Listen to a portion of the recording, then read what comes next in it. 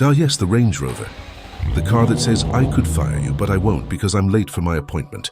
Welcome back to the channel, where we separate luxury from lunacy and status symbols from scam symbols. Today we're talking about a car that's equal parts elegance and engine warning lights, the one and only Range Rover. Believe it or not, Range Rover started as a farm truck for rich people. Born in 1970 from the mines at Land Rover, it was supposed to be utilitarian luxury. It's like, yes, I own 1,000 sheep, but I'd like to arrive to them in leather seats, thank you.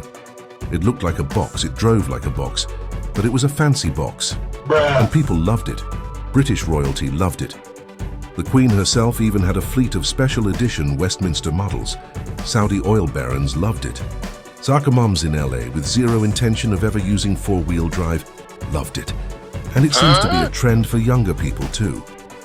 Over the past decade, the big British SUV has been the most suitable choice for young entrepreneurs to write off their big tax checks. Fast forward to now and the Range Rover is dripping in luxury.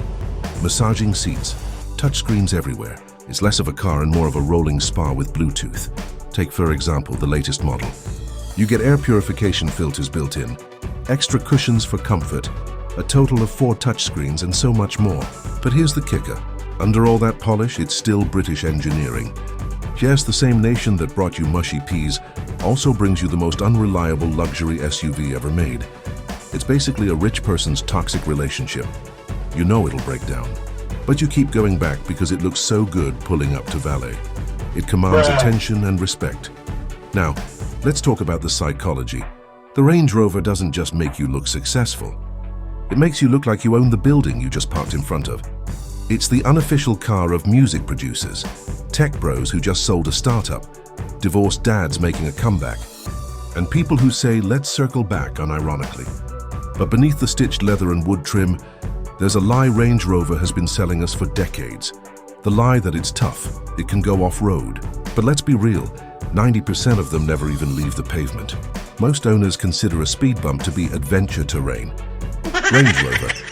For when you want to look like you just conquered Mount Everest but actually just conquered the supermarket parking lot. In 2024, Range Rover finally did what no one expected. They tried to go minimalist, sleek, quiet interiors, whisper quiet cabins, fewer buttons. Because nothing says rugged SUV like a touchscreen that only works when it feels like it. And guess what?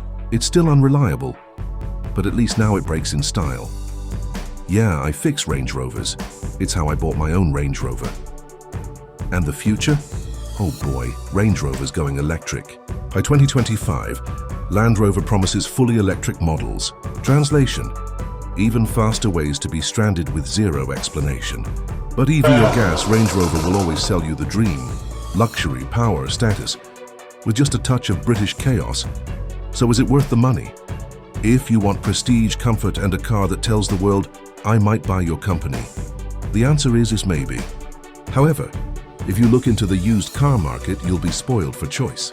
The 2005 Plus Sport model can be found for a couple of thousands. It's still a very good-looking SUV, but the interior lets it down. I mean, look at the dashboard, the electronics, the whole interface is so outdated. Yet, this issue can be resolved if you decide to purchase a facelifted model. In 2010, Land Rover gave their premier car much-needed upgrades. Not only is the interior a whole lot more modern, but the exterior has been given new features that make it a wonderful vehicle. One of my favorite model years is the 2014 Vogue edition. Complete with a fire-breathing 5-liter V8 engine, this particular model of the Range Rover is almost the perfect car, and is surely one of the best Range Rovers out there. It can still be passed as a brand new SUV, but if you want reliability, buy a Toyota and glue a Rolex to the dashboard.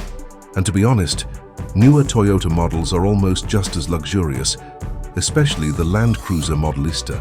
Gone are the days where the Japanese car giant focused solely on reliability and comfort. And with that, we come to the end of today's review of the Range Rover. Hit that like button if your check engine light has ever gaslit you. Subscribe for more brutally honest car content, and remember, just because it looks like success doesn't mean it won't leave you stranded in a tuxedo.